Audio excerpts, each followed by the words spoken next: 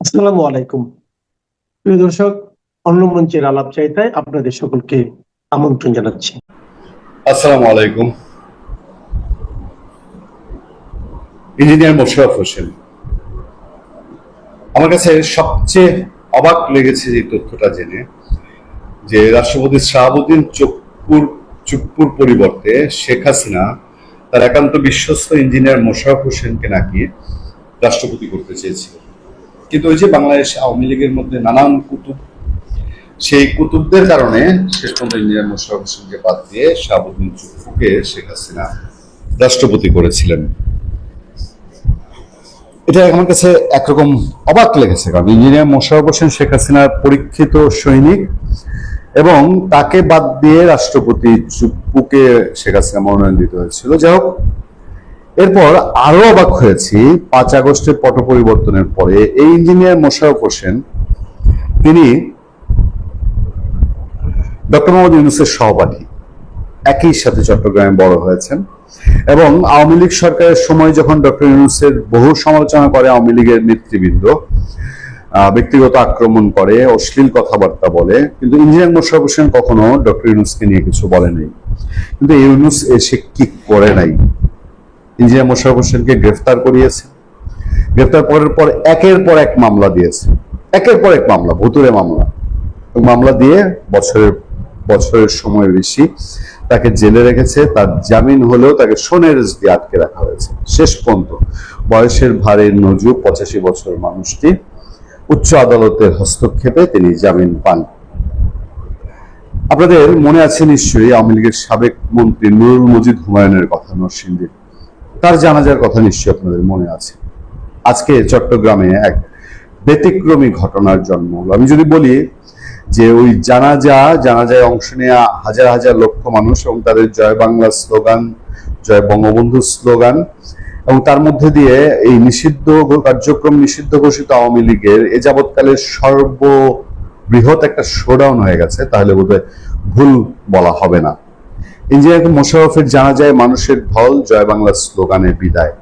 চট্টগ্রামে হাজারো মানুষের উপস্থিতিতে বর্ষিয়ান রাজনীতিবিদ ও বীর মুক্তিযোদ্ধা মোশাররফ হোসেনের জানাজা হয়েছে নগরের জামিয়াতুল ফালাহ জাতীয় মসজিদ প্রাঙ্গণে। আজ বৃহস্পতিবার সকাল 11টায় এই জানাজা অনুষ্ঠিত হয়। সৌভাগ্য, কতজনের ভাগ্যে এটা জুটে। বেগম খালেদা জিয়ার ভাগ্যে জুটেছিল, আমরা নুরুল মজিদ হুমায়ুনের দেখেছি, এখন ইঞ্জিনিয়ার মোশাররফ হোসেনের দেখলাম। পরে জয় বাংলা স্লোগানে তাকে বিদায় জানান দলীয় সমর্থক ও নেতাকর্মীরা। জানাজায় অংশ নেন চট্টগ্রাম সিটি কর্পোরেশনের মেয়র ডাক্তার শাহাদাত হোসেন, সাবেক মেয়র ও জাতীয় পার্টির কেন্দ্রীয় নেতা মাহমুদুল ইসলাম চৌধুরী, প্রয়াতের বড় ছেলে সাবিদুর রহমান সমু সহ বিভিন্ন রাজনৈতিক দল ও শ্রেণী পেশার মানুষ। এর আগে মরদেহ জামিয়াতুল ফালাহ জাতীয় মসজিদ প্রাঙ্গণে পৌঁছালে বর্ষিয়ান রাজনীতিকে এক নজর দেখতে ও শ্রদ্ধা জানাতে মানুষের ঢল নামে, ফুলে ফুলে ছেয়ে যায় কফিন। সাবেক এই মন্ত্রী রাজনৈতিক জীবন ও উন্নয়ন কর্মকাণ্ডের কথা স্মরণ করে বক্তব্য দেন বিভিন্ন দলের নেতারা। চট্টগ্রাম সিটি কর্পোরেশনের মেয়র ও বিএনপির নেতা শাহাদাত হোসেন সংক্ষিপ্ত বক্তব্যে বলেন, সাবেক মন্ত্রী মোশাররফ হোসেনের বর্ণাঢ্য রাজনৈতিক জীবন, রাজনৈতিক ক্যারিয়ারের বৃহত্তম ও চট্টগ্রামের উন্নয়নে তিনি অনেক অবদান রেখেছেন। নিঃসরায়ের সন্তান হলেও বৃহত্তর চট্টগ্রামের জন্য কাজ করেছেন।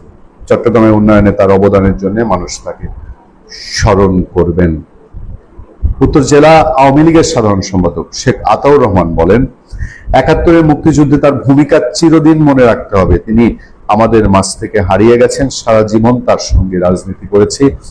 সাবেক সিটি মেয়র মাহমুদুল ইসলাম চৌধুরী বলেন, পাকিস্তান আমল থেকে ওনার সঙ্গে আমার স্মৃতি। চট্টগ্রামের উন্নয়নে অনেক উদ্যোগ নিয়েছেন, তিনি কথা শুনতেন।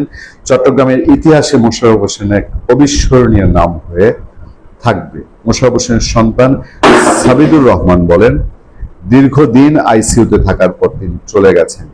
তিনি একজন বীর মুক্তিযোদ্ধা, দেশের উন্নয়নে তিনি কাজ করেছেন। সবাই আমার বাবার জন্য দোয়া করবেন।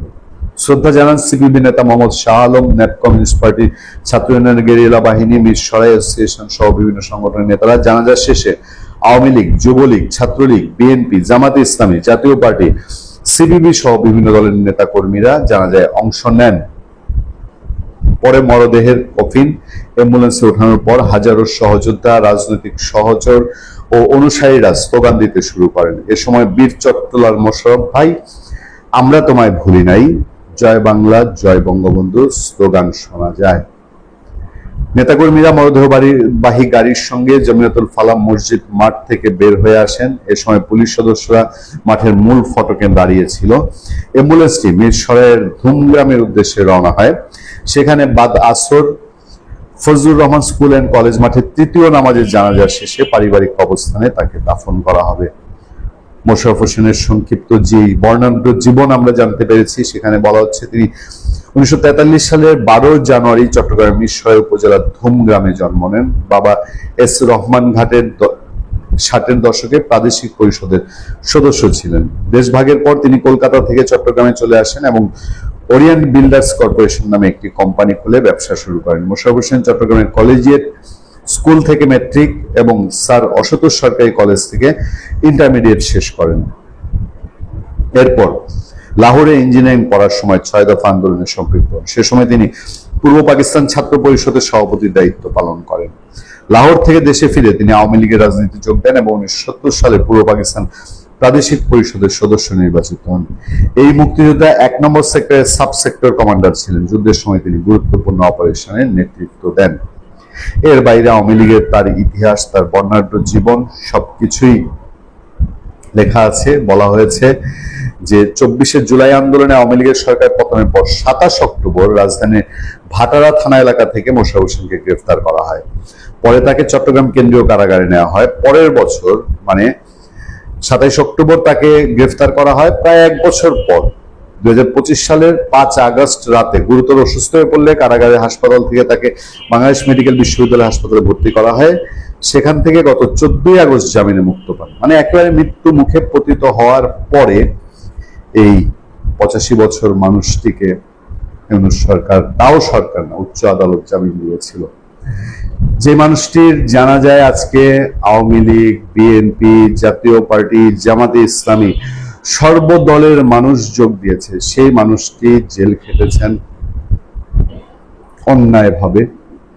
জীবনের শেষ সময়টা যখন তার পারিবারিক পরিসরে থাকার কথা, তার বিরুদ্ধে সুনির্দিষ্ট কোনো অভিযোগ নেই, এজাহার নামীয় কোনো মামলা ছিল না। শুধু ইউনূস সরকার ওই যে আওয়ামী লীগের গন্ধ শুকে শুকে মানুষ অ্যারেস্ট করতো, সেই ধারাবাহিকতায় ডক্টর ইঞ্জিনিয়ার মোশাররফ হোসেনকে অ্যারেস্ট করেছে। ইঞ্জিনিয়ার মোশাররফ হোসেন পুরো চট্টগ্রামের রাজনীতিতে তার যেই আওয়ামী লীগ সময়ের ভূমিকা ছিল, কখনোই পত্রপত্রিকা অনেক নেতার নামে অনেক বিশ্রী রিপোর্ট এসছে, ক্ষমতার অপব্যবহার, লুটপাট, দুর্নীতি, অনিয়ম। আর তিনি যেই এলাকার এমপি, চট্টগ্রামের মিরসরাই, এটা বলা যেতে পারে একেবারে ইন্ডাস্ট্রিয়াল এলাকা, তো অবশ্যই একেবারে টাকার, যদি বলি বিশাল এক কূপ, সেই কূপের জায়গা, সেখানে থেকেও নিজের মুক্তিযুদ্ধের ইতিহাস, মুক্তিযুদ্ধের তার গৌরবময় সেই সম্মান রেখেই চিরবিদায় নিলেন এই মানুষটিকে নিয়ে সোশ্যাল মিডিয়ার কিছু কথাবার্তাই আমি আপনাদের সামনে আসলে প্রেজেন্ট করতে চাই।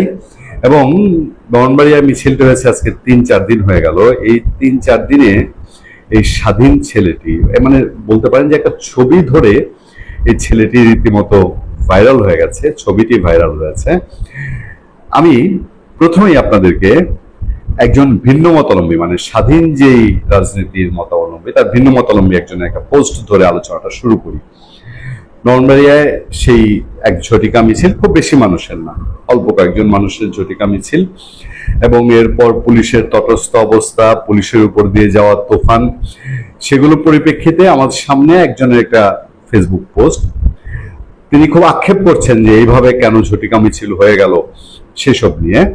শহর জুড়ে এত নেতা, এত প্রশাসন, এত আইন শৃঙ্খলা বাহিনী, তারপরও নিষিদ্ধ ঘোষিত একটি সংগঠন প্রকাশ্যে মিছিল করে, তাহলে প্রশ্ন উঠবেই কারা তাদের সাহস দিচ্ছে।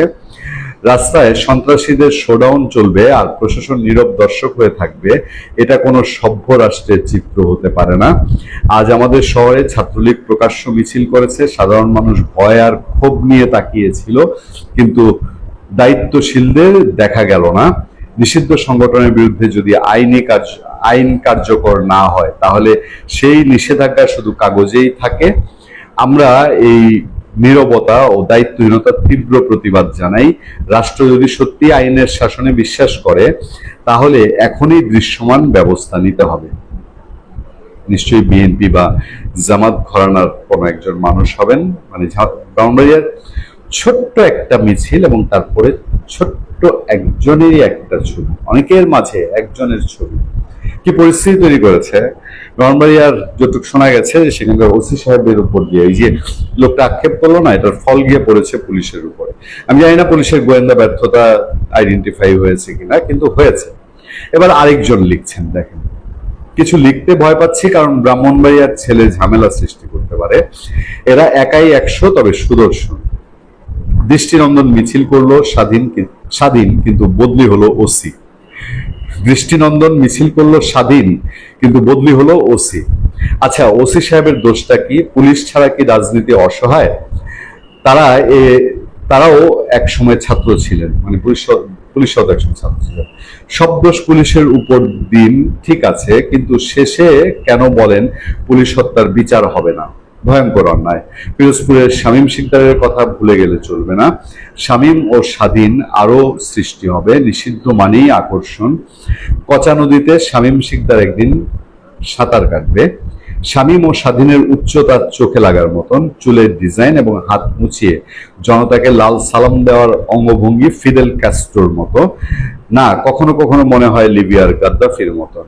নেপালের বালেন্দ্র শাহ ফেল। স্বাধীন মনে রেখেছে তিতাস একটি নদীর নাম, ইতিহাস সবটুকু স্বাধীনের। তবে সিগারেটের ধুয়ো ছড়ালে ভালো লাগতো আমার। আজকাল অশ্লীল ভাষা যেহেতু চলে, সুতরাং আওয়ামী লীগ নতুন কিছু নিয়ে আসবে। কেউ কেউ বলবে তামিল সিনেমার হিরো। আমি মোটেই একমত নই। এত বাস্তবের মহানায়ক। আমি মনে করি শামীম স্বাধীন আওয়ামী খারাপ নেতাদের শিক্ষা দিয়েছে। কারণ সিনেমা রিলিজ পেতে সময় লাগে, কিন্তু স্বাধীনরা মুহূর্তেই স্বাধীনতা ঘোষণা করে। হাসির মধ্যে বিদ্রোহ দেখা যাচ্ছে। বিবাড়িয়ার মেয়েরাও বেশ পাকাপোক্ত। ব্যারিস্টার রুমিন ফারহানা কিভাবে চুটকি হুজুরকে তিতাস নদের মধ্যে ফেলে দিয়েছে, হুজুরের পাগড়ি ও পান খাওয়ার দৃশ্য এখন আর দেখি না। কবি বলেছেন, এখন যৌবন যার, যুদ্ধে যাওয়ার তার শ্রেষ্ঠ সময়। কিন্তু আমি শালা দেশ দেশ দেশ অসুস্থ এবং দেশ দেশ দেশ। কবি যদি লিখতেন, এখনো জীবন আছে যার, যুদ্ধে যাওয়ার তার শ্রেষ্ঠ সময়, আমাকে কেন বাদ দিয়েছে? আমি শুধু এটুকুই বলবো, কখনো কখনো নিষিদ্ধ, ওই যে বললো না, নিষিদ্ধের প্রতি আকর্ষণ। এই ব্রাহ্মণবাড়িয়ার এক স্বাধীন এক ছবি দিয়ে যে মাত করেছে, নিশ্চয়ই চিন্তা ধরিয়ে দিয়েছে তাদের প্রতিপক্ষ রাজনৈতিক প্ল্যাটফর্মে। নমস্কার, আমি তরুণ ঘোষ। রাজ্যে দুটো খবর আপনাদের দেব। এক হচ্ছে রাজ্যের বেসরকারি যে সমস্ত কসাই খানাগুলো যেগুলো আছে, যেখানে গরু কাটা হতো, সেগুলো সমস্ত বন্ধ করে দেওয়া হয়েছে। শুধু সরকারি লাইসেন্স প্রাপ্ত সেগুলো রয়ে গেছে। এ সংক্রান্ত একটা খবর বেরিয়েছে, গরু এখন কাটা মোটামুটি বন্ধ। এই যে খবরটি,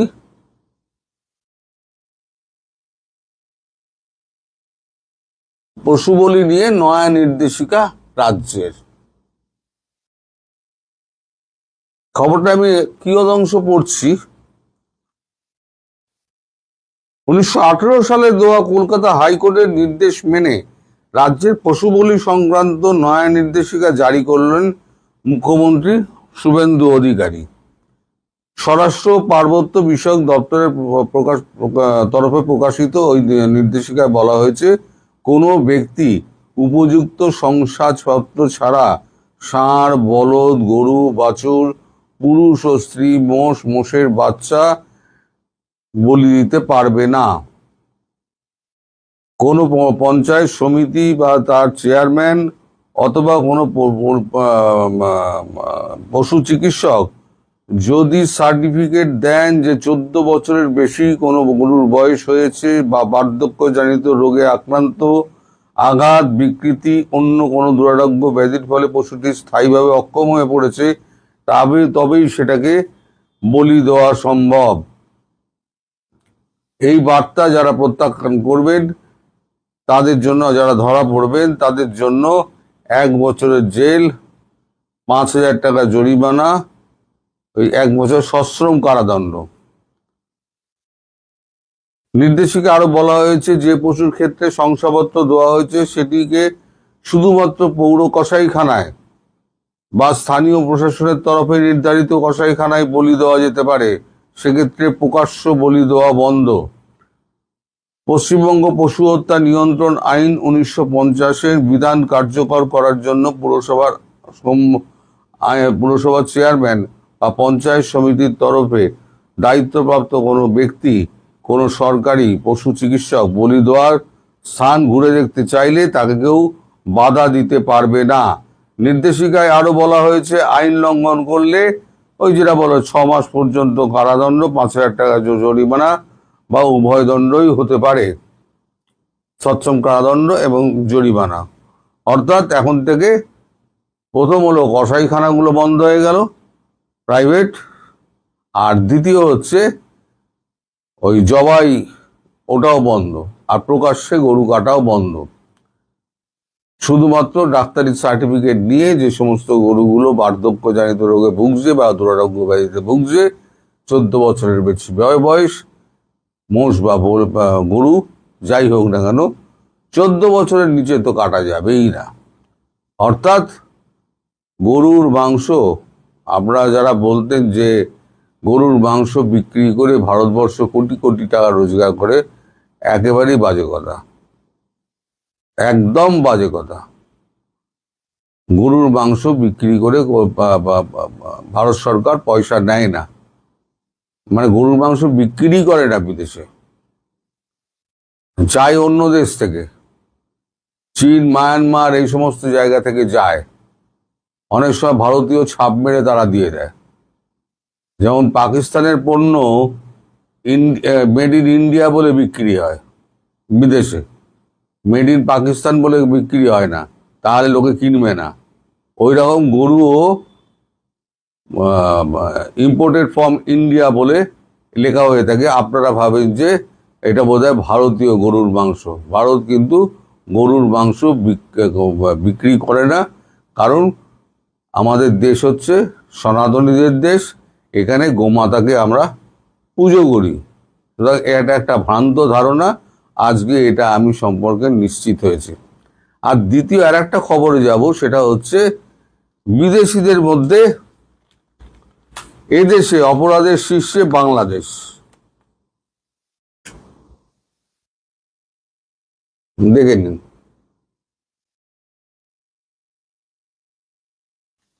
মানে সারা বিশ্বে আপনারা এত নাম করে ফেলেছেন না, মানে আমি আর কি বলবো। এখন এটা যে খবরটা যেটা বেরিয়েছে, বিদেশিদের মধ্যে এদেশে অপরাধের শীর্ষে বাংলাদেশিরা, সেখানে লিখছে এদেশে অপরাধ করা বিদেশিদের মধ্যে বাংলাদেশের সংখ্যা সব থেকে বেশি বলে জানালো জাতীয় ক্রাইম রেকর্ডস ব্যুরো।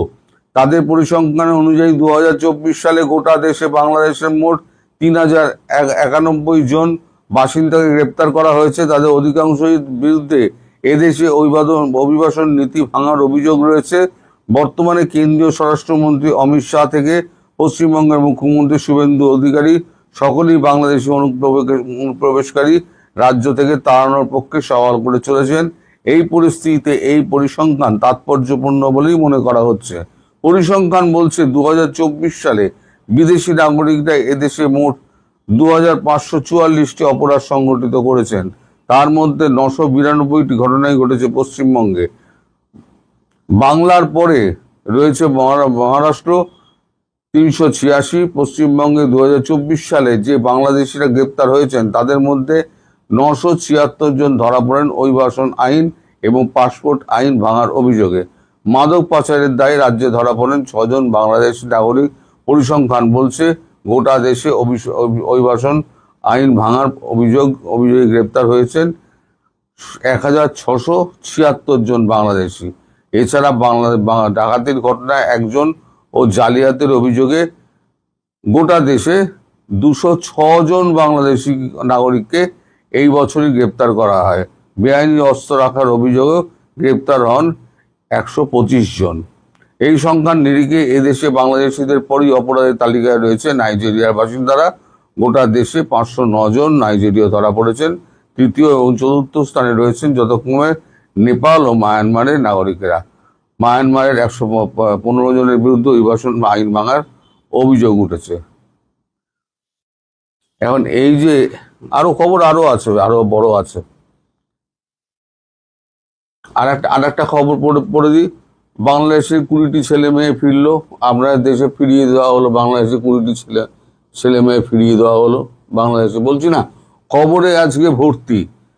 দালাল ধরে, দালাল মারফত এসেছিল, দালাল ধরে অবৈধভাবে সীমান্ত পেরিয়ে পশ্চিমবঙ্গে কাজ করতে গিয়ে ধরা পড়েছিলেন বাংলাদেশের বাগেরহাট, খুলনা, নড়াইল এবং যশোর জেলার বিভিন্ন এলাকার বেশ কয়েকজন বাসিন্দা। নাবালক শিশু সন্তান নিয়ে জেলে যেতে হয়েছিল তাদের। বাবা মায়েদের কারাবাসের মেয়াদ শেষ না হলেও সন্তানেরা পরে ছাড়া পেয়ে বিভিন্ন হোমে ছিল। বুধবার তেমনই 13টি মেয়ে, 7টি ছেলেকে ট্রাভেল পারমিটের মাধ্যমে বাংলাদেশে ফেরানো হচ্ছে। এদিন সন্ধ্যায় উত্তর 24 পরগনা হরিদাসপুর ইমিগ্রেশন চেকপোস্ট দিয়ে ওই 20 জন ছেলে মেয়েকে বেনাপোল আন্তর্জাতিক চেকপোস্টের ইমিগ্রেশন পুলিশে তুলে দেওয়া হয়। বেনাপোল থানার ওসি আশরাফ হোসেন জানান, আইনি প্রক্রিয়া শেষে 3টি মানবাধিকার সংগঠন বাচ্চাগুলিকে পরিবারের কাছে পৌঁছে দেওয়ার দায়িত্ব নিয়েছে। তো বাংলাদেশ এত আপনার এই সমস্ত ক্রাইমের সঙ্গে জড়িয়ে যাচ্ছে, বিদেশেও আপনাদের প্রচুর এইরকম সমস্যা দেখা দিচ্ছে। আমার বাংলাদেশের নাগরিকদের প্রতি বা ভারতের নাগরিক যারাই যাচ্ছে তাদের প্রতি আমার একটাই আবেদন, আপনারা তো একটা মানে ভালো জীবনের জন্যই তো আপনারা বিদেশে যাচ্ছেন, যে দেশের থেকে একটা উন্নত জীবনের জন্য আমি যাচ্ছি। তা যে দেশে যাচ্ছেন সেই দেশের নিয়মটা পালন করুন না, এবং কাজকর্ম করুন, সুখে থাকুন। আপনাদের এই যে ধর্মান্ধতা আর আপনাদের এগুলো আর এই চুরি বাটপাড়ি এগুলোকে যদি আপনারা ছেড়ে দিতে পারেন, তাহলে কিন্তু আপনাদের মতো সুখী কিন্তু অন্য বিশ্বের অন্য কেউ হবে না। কিন্তু কে কার কথা শোনে? বাংলাদেশি আর পাকিস্তানি, এরা দলে দলে ডিপোর্টেড হচ্ছে। শুধু কি ভারতবর্ষ পুশব্যাক করবে? এই যে আমি বারবার বলতাম না, এই যে SIR যেটা হয়েছে, SIR এর পরে দেখবেন দুম করে প্রায় 70-72 লক্ষ লোক আপনার দেশে বেড়ে যাবে।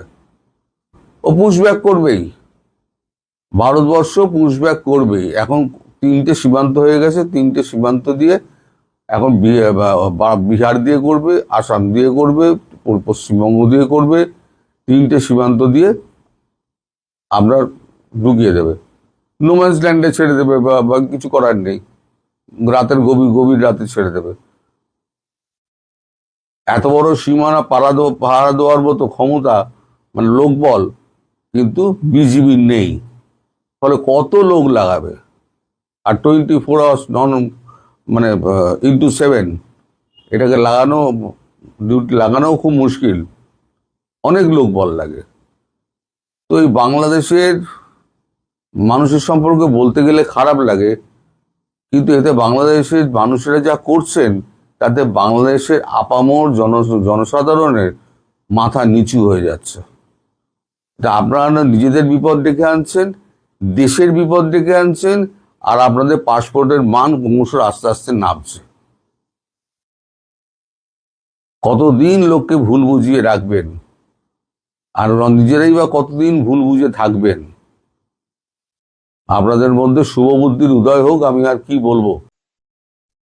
আজ ভীষণ দুঃখের একটা দিন। গতকাল বুধবার সকাল 10টায় হাসপাতালে ICUতে চিকিৎসাধীন থাকা অবস্থায় ইঞ্জিনিয়ার মোশাররফ হোসেন মৃত্যুবরণ করেছেন। ইন্না লিল্লাহি ওয়া ইন্না ইলাইহি রাজিউন। আপনারা সবাই ইঞ্জিনিয়ার মোশাররফ হোসেন সম্পর্কে জানেন। বঙ্গবন্ধুর একজন নিবেদিত কর্মী, বঙ্গবন্ধুর রাজনৈতিক সহচর, বাংলাদেশ আওয়ামী লীগের প্রেসিডিয়াম সদস্য, জননেত্রী শেখ হাসিনার বিশ্বস্ত সহযোদ্ধা, চট্টগ্রাম 1 মীরসরাই আসন থেকে 6 বারের নির্বাচিত সংসদ সদস্য, 1970 সালে প্রাদেশিক পরিষদের সদস্য হিসেবে নির্বাচিত হয়েছিলেন। তারপরে 2018 সাল পর্যন্ত মোট 6 বার তিনি সংসদ সদস্য নির্বাচিত হয়েছেন। দীর্ঘ বর্ণাঢ্য রাজনৈতিক জীবন ছিল তার, কিন্তু এই বার্ধক্যে এসে তিনি 83 বছর বয়সে মারা যান।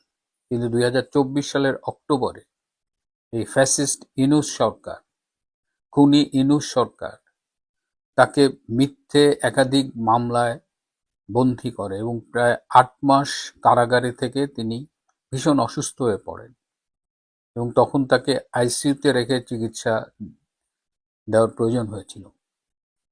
যাই হোক, অনেকটা মানবিক গ্রাউন্ডেই বলা যায় তাকে জামিন দেওয়া হয়েছিল।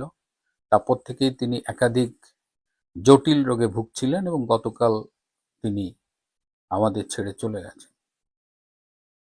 বর্ণাঢ্য রাজনৈতিক জীবনের কথা বললাম। তিনি চট্টগ্রাম থেকে ম্যাট্রিক এবং এইচএসসি পাশ করেছেন এবং লাহোর ইঞ্জিনিয়ারিং ইউনিভার্সিটি থেকে 1966 সালে মাইনিং ইঞ্জিনিয়ারিংয়ে গ্র্যাজুয়েশন করেছিলেন।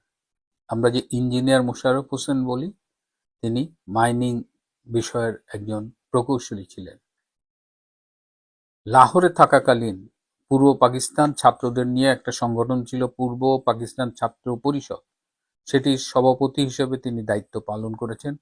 1966 সালে তিনি ইঞ্জিনিয়ার হন এবং 1966 সাল হলো 6 দফার বছর। 7 জুন বঙ্গবন্ধু 6 দফা প্রণয়ন করেছিলেন এবং লাহোরে থেকে তিনি 6 দফার পক্ষে জনমত গঠন করেছিলেন এবং তিনি 6 দফার পক্ষে একটি বিশাল সমাবেশে সভাপতিত্ব করেছিলেন। স্বাধীন বাংলাদেশের যে সংবিধান প্রণয়ন করা হয়েছিল, সেখানে যেসব সংসদ সদস্যরা ছিলেন তার মধ্যে তিনি একজন।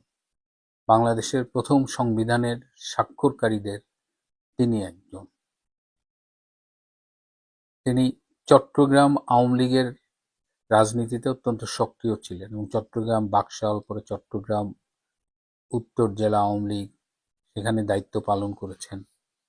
সর্বশেষ তো আওয়ামী লীগের প্রেসিডিয়াম সদস্য হয়েছিলেন, মন্ত্রীও ছিলেন।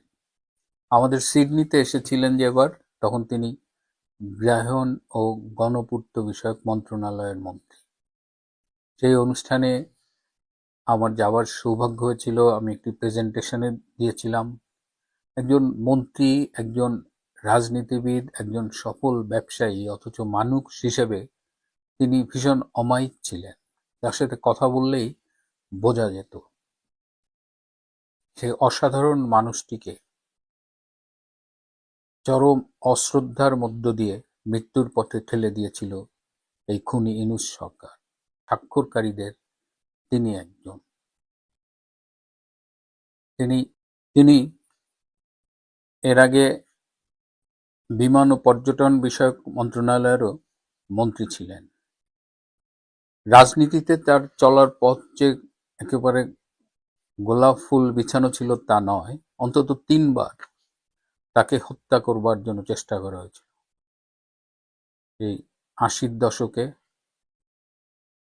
একবার তাকে বিএনপি হত্যা করতে চেয়েছিল, সেই 1980-র দিকে। 88 সালের 24শে জানুয়ারি যখন শেখ হাসিনার উপরে সেই সময়ের পুলিশ বাহিনী আক্রমণ করেছিল এবং 24 জন খুন হয়েছিল শেখ হাসিনাকে রক্ষা করতে গিয়ে, সেবারও এই ইঞ্জিনিয়ার মোশাররফ হোসেন ভীষণ আহত হয়েছিলেন। এরপরে 92 সালে জামাত তাকে এমনভাবে আক্রমণ করেছিল যে তিনি অলৌকিকভাবে বেঁচে গিয়েছিলেন। সেবার তার বাঁচার কথা নয়, তার একবার পায়ের রগ পর্যন্ত কেটে দেওয়া হয়েছে। অর্থাৎ রাজনীতি করতে গিয়ে তিনি বেশ কয়েকবার মৃত্যুর মুখ থেকে ফিরে এসেছেন। তিনি বিশ্বাস করতেন যে রাজনীতি করতে হলে অর্থকষ্টে ভোগা যাবে না, এই জন্য তিনি একজন সফল ব্যবসায়ী ছিলেন। এবং তিনি এই যে সফল ব্যবসায়ী ছিলেন, এটা আসলে পারিবারিক সূত্রে পেয়েছেন। তার দাদাও একজন ব্যবসায়ী ছিলেন, তার বাবা তো খুবই সফল রাজনীতিবিদ এবং ব্যবসায়ী ছিলেন। তার বাবা 60-এর দশকের দিকে এই সংসদ সদস্য ছিলেন প্রাদেশিক পরিষদের এবং তার বাবা অনেকগুলো ব্যবসা প্রতিষ্ঠা করেছেন, পায়োনিয়ার ছিলেন। এই যে আজকে কক্সবাজার যে হোটেল সাইমন দেখেন, এটা শুরুতে ছিল কক্সবাজার হোটেল কক্সবাজার। এটা কক্সবাজারের প্রথম হোটেল এবং এটা এই এস রহমান ওনার নাম ছিলেন, তিনি করেছিলেন, ইঞ্জিনিয়ার মোশাররফ হোসেনের বাবা। ইঞ্জিনিয়ার মোশাররফ হোসেন সেটাকে আর এক লেভেলে নিয়ে গেছেন। এখন অত্যন্ত বিলাসী যে হোটেলগুলো আছে তার মধ্যে হোটেল সাইমন একটা। এছাড়া চট্টগ্রামে তার ইঞ্জিনিয়ারিং ফার্ম, চট্টগ্রামে একাধিক হোটেল এবং অনেক ব্যবসা তারা এস্টাবলিশ করেছেন। তার বাবাও করেছেন, তিনি করেছেন, তার দাদাও করেছেন। ব্যক্তি জীবনে 3 ছেলে 1 মেয়ে এবং তার স্ত্রী ছিলেন। তিনি অছিলেন সাধারণ মানুষটার মৃত্যুতে শ্রদ্ধা জানাতে গিয়ে খুব মন খারাপ হচ্ছে। এবং আজকে সকালে চট্টগ্রাম থেকে একজন চিকিৎসক ফোন করেছিলেন, একজন প্রফেসর।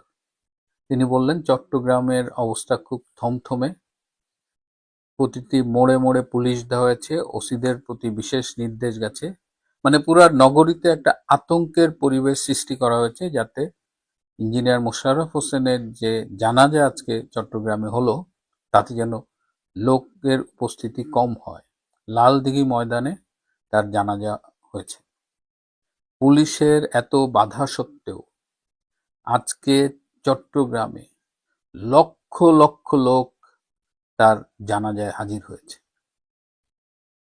এবং অসংখ্য ভিডিও আজকে সামাজিক যোগাযোগ মাধ্যমে দেখবেন যে ইঞ্জিনিয়ার মোশাররফ হোসেনকে নিয়েই প্রধান আলোচনা।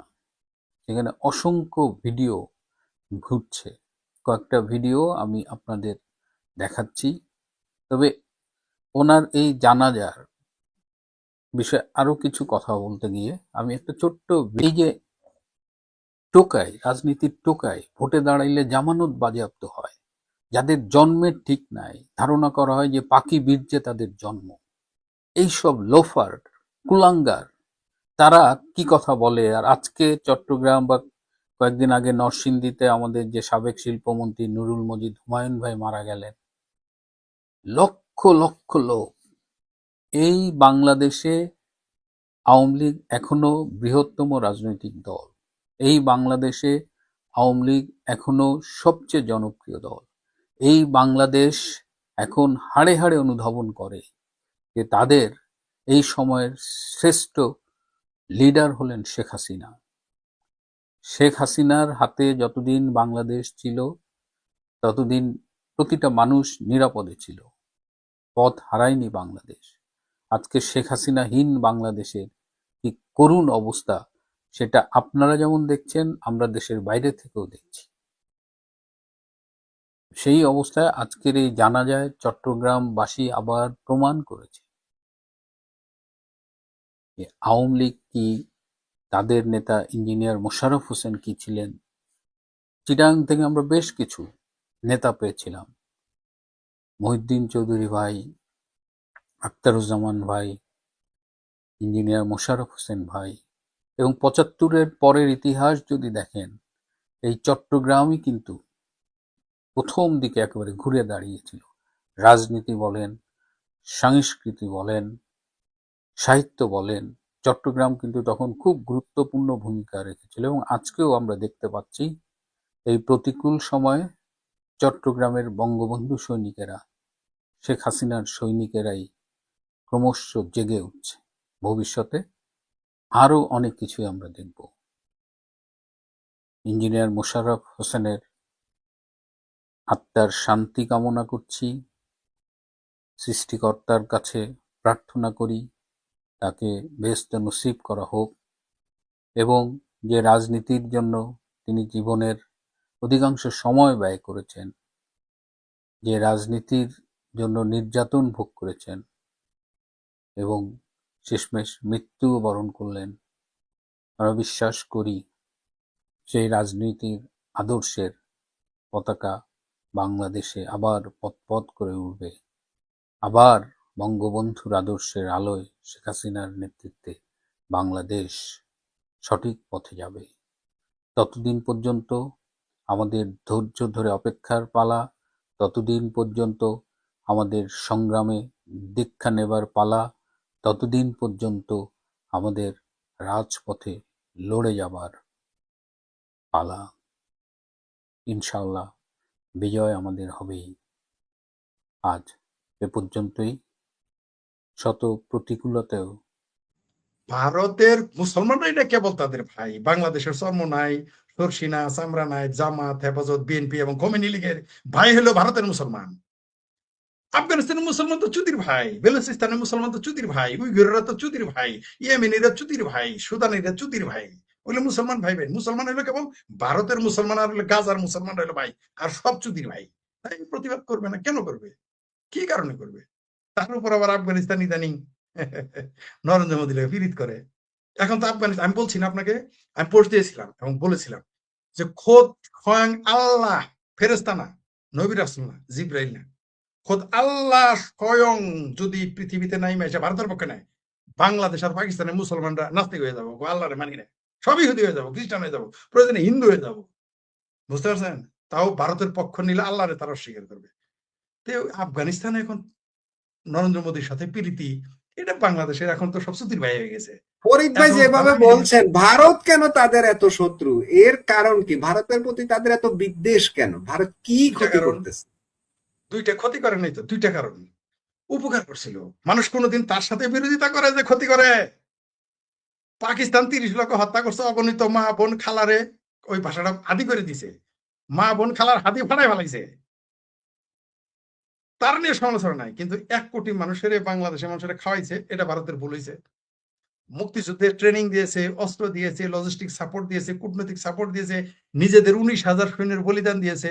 উপকারের বাংলা প্রবাদ আছে না, উপকারীর এই বাগে খায়। পাকিস্তানের মতো যদি উনি তখন সাথে সাথে এই চিকেন নেকটাকে এলিফেন্ট নেক বানায় নিত আর সিটাংরা নিয়ে নিত, নিয়ে তোরা স্বাধীন থাক, তাহলে ঠিক হইতো। অথবা বঙ্গবন্ধু যদি 10 বছর সৈনিক থাকতে বলছিল, ওটা যদি সরায় না দিত, তাহলে জাত হয়ে যেত। অথবা এই দেশটাকে স্বাধীনই না করতো, থাকতো পাঞ্জাবিদের চাপরাশি, বিহারিদের কামলা, স্যান্ডো গেঞ্জি আর গামছা আর আপলঙ্গি বিন্দে ঘুরতো, আর রেলগাড়িতে টিকিট করে দাঁড়ায় থাকতো, আর বিহারিরা টিকিট না কাটে শুয়ে থাকতো, তাহলে এই জাত ঠিক আছিল, এই বাঙালি মুসলমান, তাইলেই ঠিক হইতো। এত স্বাধীন করাটাও এখন থেকে ভুল হয়েছে। পাকিস্তানের পক্ষে তারা থাকবে, কারণ পাকিস্তান যে পয়দা করেছে ধর্ষণ করে, কেউ চেতনায় ধর্ষিত হয়েছে, কারো সত্যি সত্যি ধর্ষণ করেছে, তারা তো বসে নাই, তারা তো তাদের গানে গাইবে। সেই জন্যই পাকিস্তানের পক্ষে তারা থাকবে। কারণ পাকিস্তান কি করছে, যে জাতি নিজের মা বোনকে ধর্ষণ করলে, নিজের উত্তর পূর্ব সুরীদের হত্যা করার পরেও তার পক্ষে নেয়, সে আফগানিস্তানে হত্যা করলে তার পক্ষে নেবে? 25,000 ব্ল্যাক সেপ্টেম্বর, 25,000 ফিলিস্তিনি মেরে ফেলছিল পাকিস্তান। আজ পর্যন্ত বাংলাদেশের মানুষ এটা জানেই না ইতিহাস। কারণ মসজিদে এটা বলে না। বাংলাদেশের মানুষ ইতিহাস কোথায় পড়ে জানেন? শিবিরের কোচিং সেন্টারে একটু উন্নত হয়েছে, আর হইলো যে মসজিদের মৌলবী কি কইছে, জীবনে পড়ে না। আপনি দেখেন তো বাংলাদেশে 100টা মুসলমানের জিজ্ঞেস করেন যে পাকিস্তান যে 25,000 ফিলিস্তিনি মারছে জানার কম কিছু যাই না। ওইগুলো মূর্খ লোকের কথা বাদ দেন। বুয়েটে পড়ে, ঢাকা বিশ্ববিদ্যালয়ে পড়ে, রাজশাহী বিশ্ববিদ্যালয়ে পড়ে, সবচেয়ে ভালো ছাত্র, মেধাবী যারা মার্কে একেবারে সবচেয়ে বেশি, তারা জিজ্ঞান জানো কেউ? না তো, এটা জানি না তো, ওটা জানে। কিন্তু কিন্তু একটা জিনিস জানে যে ভারত কবে কোথায় কি করছে, এগুলো মুখস্থ। 4,000 মাইল দূরে, ওইগুলো সব তারা জানে কোথায় কি করছে, ওগুলো মুখস্থ না হইলেও তারা বানায় বানায় বলবে, সমস্যা নেই। কিন্তু এটা জানবে না। পাকিস্তানের কোনো সমস্যা তারা জানে না। পাকিস্তান যে পর্ণ দেখায় পৃথিবীতে কত নম্বর এটা জানে না। পাকিস্তানে যে সব সমকামী কত % এটা জানে না। পাকিস্তান যে ভিখারিস্তান তার অপর নাম, এটা কেউ জানে না। এগুলো তারা জানে না। পাকিস্তান যে সারা পৃথিবীতে, পাকিস্তান পৃথিবীর একমাত্র রাষ্ট্র যারা পৃথিবীতে সবচেয়ে বেশি মুসলমান মেরেছে। আপনি বলেন তো, ইসরায়েল 30 লাখ, কয় লাখ লোক মারছে? আপনি দেখেন ইসরায়েল কত, তাদের হিসেবে 48 সাল থেকে মারতে মারতে আসতেছে, কয় লাখ হয়েছে? 3 লাখ হিসাব পাবেন। এরা তো 9 মাসে 3 লাখ 30 লাখ মেরে ফেলছে। বেলুচিস্তানের তো 5-6 লাখ মেরে ফেলছে। আফগানিস্তানে তো প্রথম রোজার দিনই 1 বছর শিশু 70 বছরের বৃদ্ধ মারছে। তখন কোন সিংকু বামেরও আসমান কাঁপে না, জমিন কাঁপে না, কোন মর্দে মুজাহিদেরও জমিন আসমান কাঁপে না।